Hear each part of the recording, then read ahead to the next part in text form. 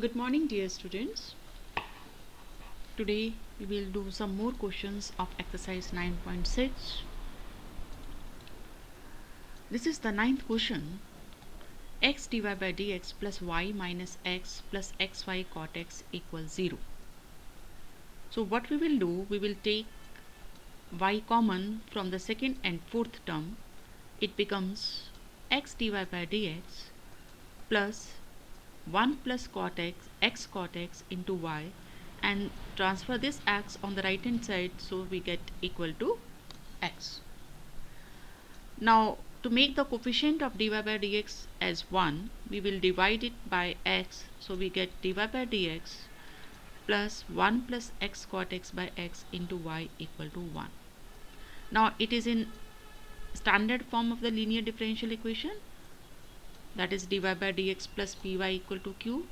So when you compare it with this standard form, you will get p equal 1 plus x cot x divided by x, and q is equal to 1. So we will first find the integrating factor, that is integral p dx. So it becomes integral 1 by x plus cot x, separate करके divide कर दिया. अब 1 bye x का integral log x होता है और cot x का integral log sin x है, so it becomes log x plus log sin x. Then use the law of log, that is log m plus log n equal to log mn. We get log x sin x. Now the integrating factor is e to the power integral p dx, so e to the power log x sin x. e log cancel होके आपके पास बच गया x sin x. So this is the integrating factor. Now the solution is y into integrating factor equal integral q integrating factor dx plus c. So put the value of integrating factor and q, and on the right hand side now, to find this integral we will use integration by parts, and using ILATE we can take x as the first function. algebraic function ILATE में के according पहला function माना जाता है और trigonometric function बाद में t बाद में आता है a के बाद, इसलिए ट्रिग्नोमेट्रिक फंक्शन को हम सेकंड फंक्शन मानते हैं. अब इसे इंटीग्रेशन बाय पार्ट्स करेंगे. रूल है हमारे पास first function into integral of second function minus integral of differentiation of first into integral of second function. इस रूल को अप्लाई करते हुए हम राइट हैंड साइड का इंटीग्रेशन निकालेंगे. So we get on the right hand side x integral of sin x is minus cos x minus integral of differentiation of x is 1 and integration of sin x is minus cos x.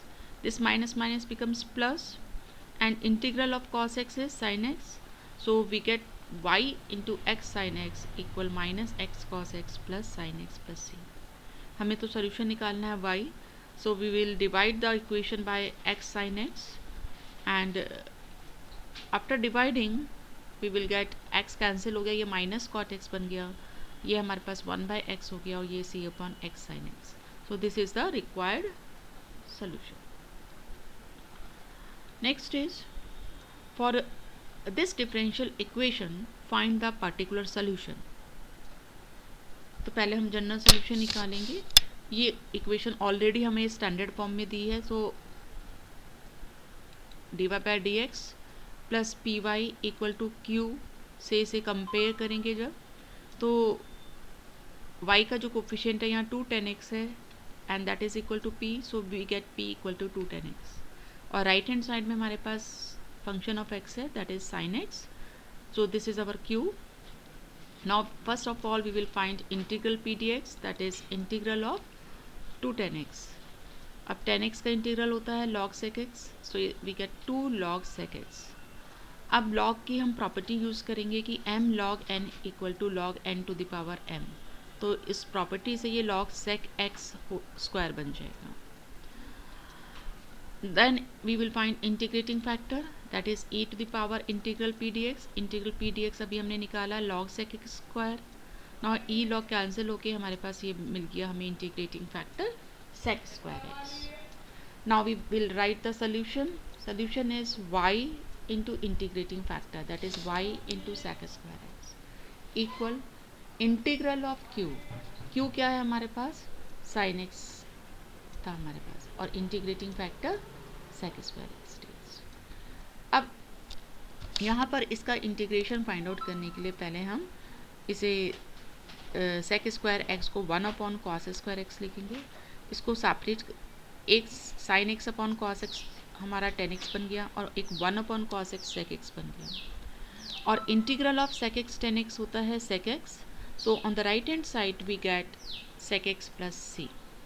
So our solution is y sec square x equal sec x plus c। sec को cos में convert करेंगे, so y upon cos square x is equal to 1 upon cos x plus c।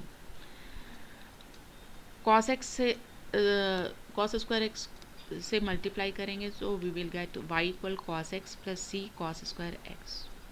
ये हमारा general solution आ गया। अब हमें particular solution निकालना है तो c की वैल्यू फाइंड आउट करनी पड़ेगी। अब हम गिवन कंडीशन का यूज़ करेंगे। गिवन कंडीशन थी हमारे पास कि जब x π/3 है तो y की वैल्यू 0 है, तो इसको पुट करेंगे फर्स्ट इक्वेशन में। So we will get 0 is equal to cos π/3 plus c cos square π/3, and cos π/3 means cos 60 and cos 60 is 1/2। So put the value here, we get 0 equal to 1/2 plus c into 1/2 whole square। यहाँ से अब हम c निकाल लेंगे, c is equal to c/4 equal to -½ आ जाएगा। So c is equal to -2। अब इस c की वैल्यू फर्स्ट इक्वेशन जो हाँ हमने जनरल सोल्यूशन निकाला था वहाँ सब्स्टिट्यूट कर देंगे। So we get y equal to cos x -2 cos square x। That's all for today. Now you can try the other questions. If you have any doubt you can ask. Thank you.